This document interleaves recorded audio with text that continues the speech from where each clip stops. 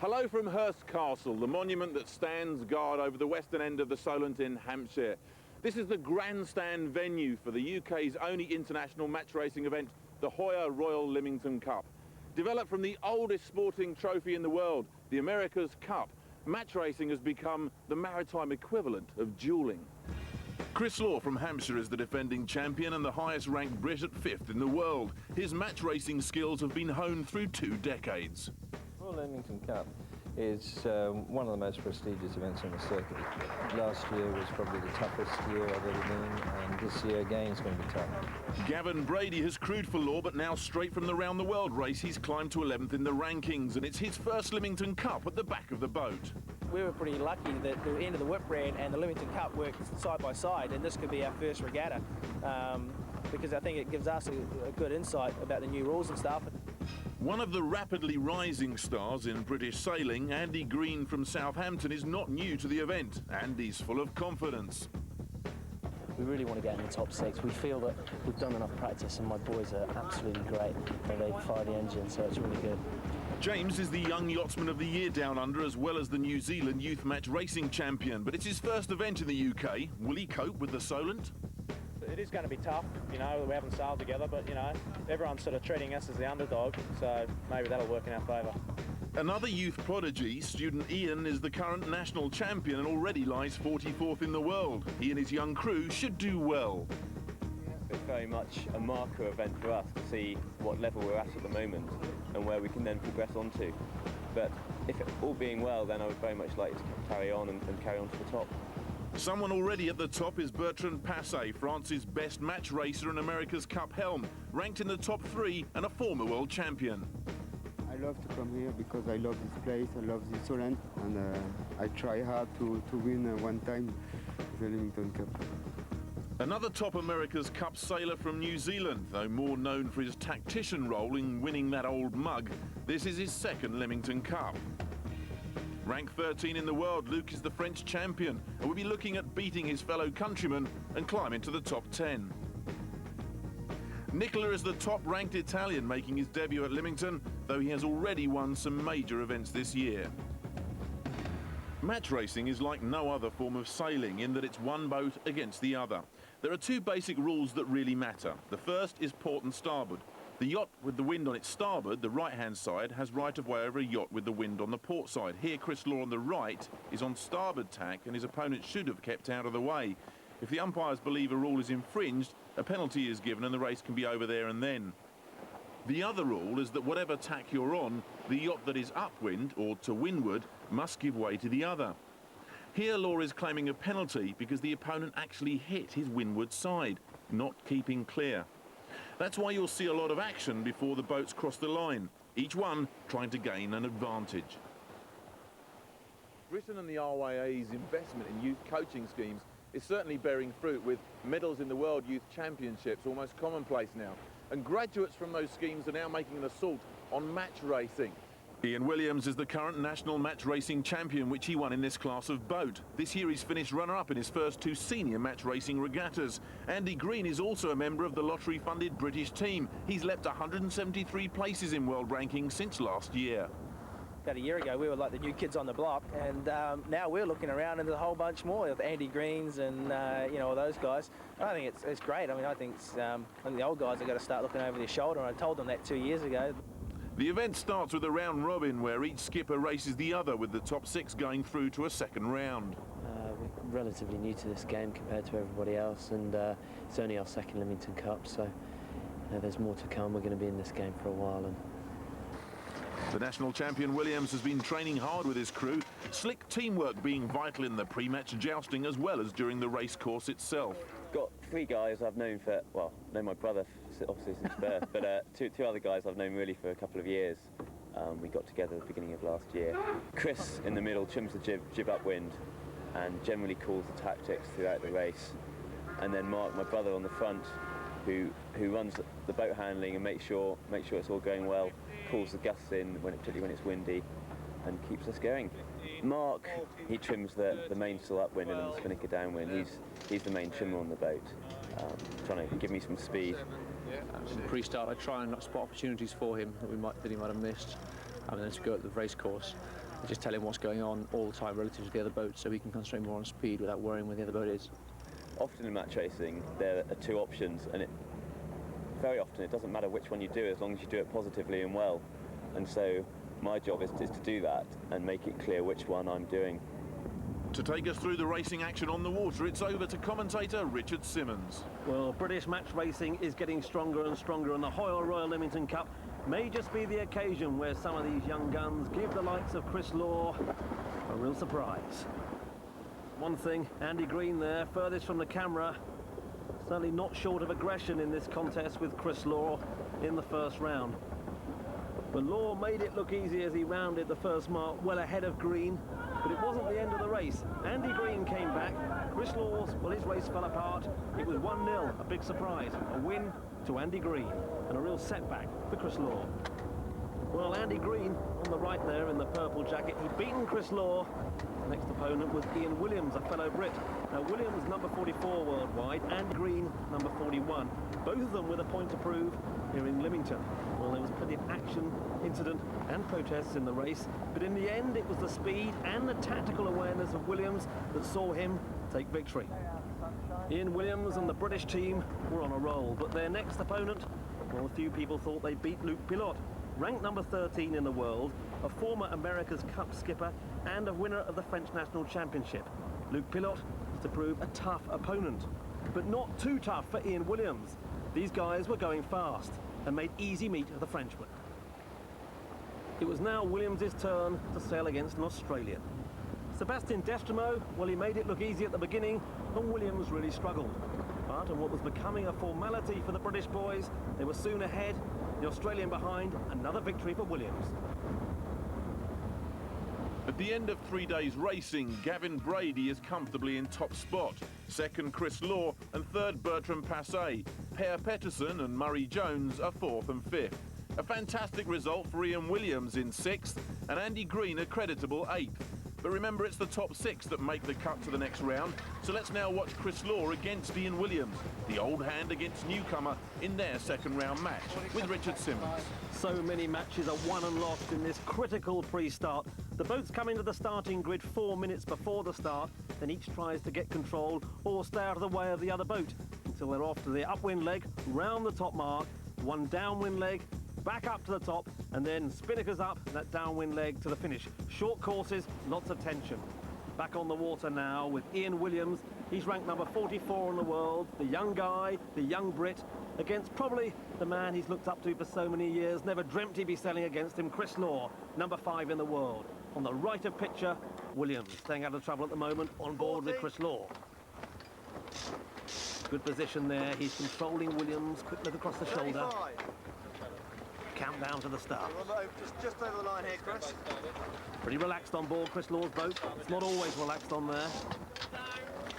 Law bears away.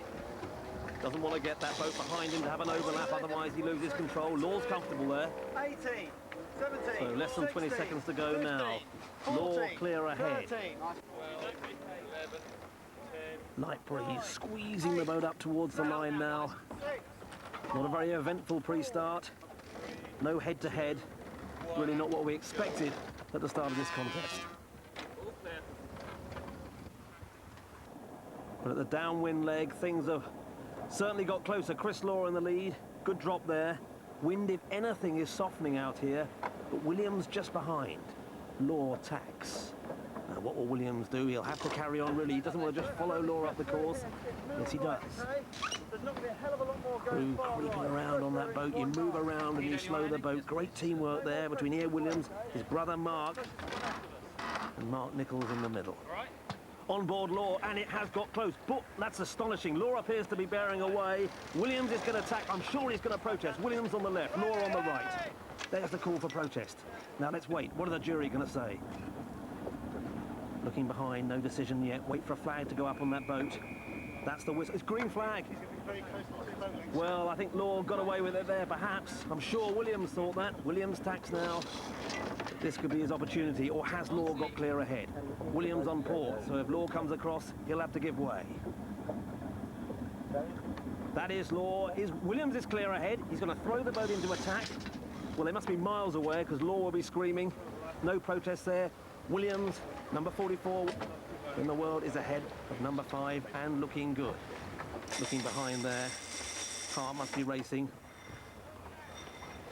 Got Law in a good position there. Coming up towards the top mark, throws the boat into attack. Oh, that was close. But not that close. If it was, Chris Law would have told him all about it. Now, if they go downwind, Williams in the lead on the right. Law's going to get the spinnaker up quickly and try and blanket Williams' wind. Law has got the spinnaker up quickly, and on board the boat on the right, Williams, they're struggling. That could be a chance for Law there. Williams looks across. Very light out here now, and if anything, the wind is going down. Oh, and look at that. We're on board Chris Law now. He's gone past Williams. Oh, and that's a call for protest on board Williams, saying Law went beyond his proper course there. Judge's decision. Oh, and that's a green flag. No call. Tension still on. Close to camera, Williams. Law is going past, desperate to try and get an overlap and try and get in control, but if he jibes, well, goes on the starboard jibe, that could be exciting for Williams. They're on board Williams now. Law comes across. The guys on Williams said, well, you didn't jibe, but they're protesting. Judges deliberating. I can hear them talking now. As Law comes into attack, judges are saying that was an aggressive jibe. Now, this is the penalty for Law. He could lose this one. On the left there, Williams. Law attacks again. As Williams is trying to get ahead, get clear of Law as they head down towards the finishing line. Oh, that's a decision. Blue penalty. That's a penalty turn for Chris Law. He's got to do that before the finish. Now, Law's got slightly ahead, but he's got to do 360 degrees behind. Williams is chasing hard. Better breeze behind as well. Law spins the boat. Williams comes down. It's going to be close. I think Williams is going to get it. Oh, and Law, agonisingly slow tack. And it's Williams' race. Well, that was a surprise by a whisker there, just by about 2 metres. Ow, that hurt. We didn't have such a good start. We followed Chris around, but managed to stay in touch. And some excellent trimming and boat work from the crew meant that we managed to get right up close to him. And then he just infringed and had to do the penalty at the finish. So Chris Law paid the penalty. Ian Williams looking good, but it's early days here. Join us for more match racing action at the Hoya Royal Lymington Cup after the break.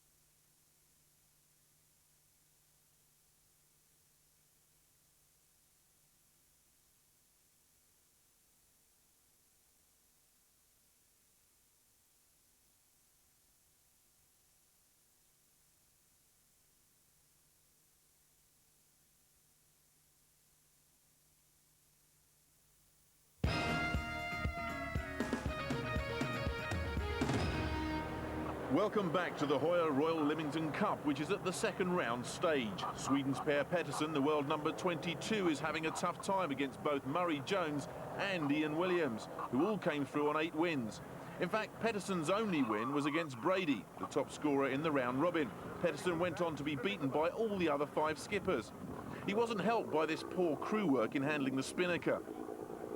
Meanwhile, Bertrand Passet, the highest-ranked sailor here, lost only 1 match, and that was against the defending champion, Chris Law. I think we can sail better, but that's very tough with this boat and this wind condition. So we try to sail better tomorrow and start better. Kiwi Murray Jones was having his own problems in this match against Williams, though not with the competition, but with the anchor chain on the committee boat, his keel catching and bringing him to an abrupt halt. This match was a tough one as they both lay on equal points. Despite this tangle with the committee, Jones stayed on top of Williams and went on to win, a crucial result in the final tally. We started off really badly. We lost all our races on the first day, 6 losses and no wins, and basically we had to win the next 8 races straight to even make it into the next round, and we managed to do that. It wasn't plain sailing either for the defending champion Law in his match against the Kiwi. He nearly lost a crew member off the front of the boat, but he still went on to win. Basically, in 5 races, you could easily get knocked out. And I thought that was the toughest round. What does it look like round the pin? I first met Gavin in New Zealand after he'd won 2 youth match racing championships, and he started sailing with me when he was 17 or 18, and he came around the world. We've actually won Lymington Cup before with him crewing for me. I've sailed with Chris quite a lot. Actually, when I first started match racing, I actually crewed for Chris, doing the main sheet for him and stuff. You can see it in Chris's style sometimes when he gets say he gets a penalty or something early in the race, and he'll start letting the umpires know he disagrees with that decision. That's when we sort of try and strike. Passe goes through to the semi-finals, as do Brady and Law, but Williams is knocked out because Jones beat him in the last race. So let's watch the first semi-final with live commentary by Eddie Wood-Owen and Richard Simmons. Law ranked number 5 in the world, Brady ranked number 11. This so easily could have been the final. Brady tacking away. Law will chase him. Cut. So as Brady jibes round, we can expect to see the cat and mouse now. Both boats circling. Okay, guys. Law talking to his crew. He'll be slow. We might be able to dial him here. Use the committee boat there as a barrier between him and Brady. Okay, guys. How much tide do you think we're pushing, Krusty? Law goes into attack.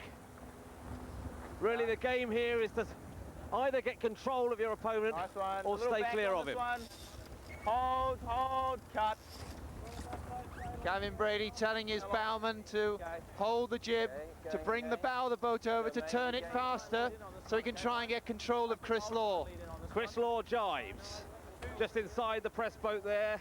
These spectator boats, these press boats used by skippers as obstacles between them and their opponent. You know what I mean? 20 seconds to start. So they're going for is Brady early? That's the big decision. I think Brady's early. I think Law looks like he's timed it perfectly. Brady looks anxious. 15 seconds to go. Law looks happy. Law tacks. Brady tacks. Brady is high. Could Law have him over the line? Very close. Brady having to luff. That's the gun. Brady luffs up. Law squeezes it very tight with Law at the committee boat end. Law not happy. Law not happy. Crazy. Brady just managed to dip below the line there. Keep himself clear. Good maneuver. Law luffing. Law luffing. Asking for a protest. Look behind umpire boat. Law throws the boat into attacks as the umpires deliberate. And Brady now penalties aside, Eddie. That's very complicated. Very difficult judge for the umpires to make. They're thinking about it. What is it going to be? Is it a blue flag or a red flag? There was contact there. Green flag. They couldn't be sure. Couldn't decide. Well, no penalties, and for the race, that's good news. Brady at the moment in the controlling position. He's nearer the mark than Law, and you can expect him to cover Law's every move up this leg. Law looks anxiously back at the umpire boat, not happy. He was expecting a penalty for Brady, but at the moment, Brady won the start, and he's in the dominant position. Good start, though. Breeze picking up now. Well, time. He's got one. Yellow flag. That's a penalty to Brady. What happened there? There were 2 flags put up. The first flag, they green flagged it. The second flag was obviously for the collision that we saw, and therefore they decided that Brady was in the wrong. So what Brady's got to do on this, he's in a controlling position now, but he's got to affect a jibe. He's got to do a 360 degrees on here, and that's going to put Law in the dominant position. But it's up to Brady when he does that. That penalty's got to be taken sometime during the race. Chris Law defending his title. No British person has won it twice in a row since Phil Crevin back in 1977. Law hungry for this one. We in all the way for Jib? He'll win all the way the jib, worrying that the sails aren't tight enough, and perhaps that could be why he isn't pointing. Remember, these boats, one design, they're all identical, they should go exactly the same speed. Yeah, it's all on the trim of the sails. He sent a crewman down to leeward, pull the jib in a little tighter. He doesn't like the fact that Law's getting a little bit to windward, so Law's closing down that advantage that Gavin Brady had the leeward mark. On the left side. What's going to happen now as they come to the finish, Brady will drop his spinnaker and he will do a spin, a 360-degree turn, and try and cross the finishing line before Chris Law passes him. And I'll tell you, it'll be close. And go straight down, Mark. Spinnaker down. Spinnaker going down. Now he's going to do his penalty turn. He turns. Prentice! Prentice! Prentice! Prentice! Prentice! Flag him. Very, very close there. Law just comes across. Law squeezes in front. And Law makes it. Well, that was the only real option there for Brady. And he's got a penalty. And he's got a second penalty. But the thing that matters, Sorry, guys. the Good race. five race, 1-0 to Law. Good race, he'll be pleased with that. Sorry, guys. I don't know what. Well, the second semi-final, Murray Jones has got to win this one. He's 2-0 down against Bertrand Passé. If he loses this, it's a taxi home. Richard, they're playing a bit of cat and mouse here. What's happening is that Bertrand on the left-hand side is actually in a bit of a problem here. He's got to keep clear of Murray. We're still on start, Bertrand trying to go behind Murray. This is a very daring move. Murray on starboard tack, not altering course. It's going to be close, and Bertrand just keeps clear. Brilliant sailing. You're going to drive straight around, you guys. That was a moment that Murray Jones thought he may have got a protest in the bag in the pre-start. Good recovery there from Bertrand Passé. Now Murray's in trouble because Bertrand's on starboard. Whoa! Yep, coming up now. Bertrand on starboard, Murray on port. Bertrand right away boat. Murray just gets across his bow. Passé jives. He'll be chasing Jones. He'll be trying to get the overlap. Remember, Murray Jones has got to win this one to stay in the competition. Bertrand Passé win it. That's his ticket to the final. 1 minute 15 seconds to go. Come away now, driving. They're only about 30 seconds away from the start. Murray Jones jives. Bertrand Passé tacks. Again, the spectator boat. The red defender, the big motorboat out here being used as a barrier between the two. Under a minute to go now. Pace on. Pace on. Now that was good sailing by there, Jones. He didn't give Bertrand Passé an opportunity to get through. 40 seconds to start. Bertrand Passé pushing here. Now we've got a big problem. Murray's very early. Bertrand trying to push him over the line. 30 seconds to go. He's only 10 seconds from that boy. Checking. Murray going to tag. Can Bertrand push him over the line? 25 seconds. He's still early. 10 seconds. Protest there, Bertrand Passé. 3, 2, 1, go! Well, Jones is across the line first, but Murray's over the line. So Murray has to go back. Passé is clear. well, this could be all over for Murray Jones, but there was an incident. That could be his salvation. There was a protest, there was an incident there. We're waiting for the umpires. If it's a protest for Bertrand Passé. Murray has been protested. Well, the pre-start, there was an incident. Murray Jones has been protested at the start, and really it looks like Bertrand Passé's got this one in the bag. It's going to be 3-0.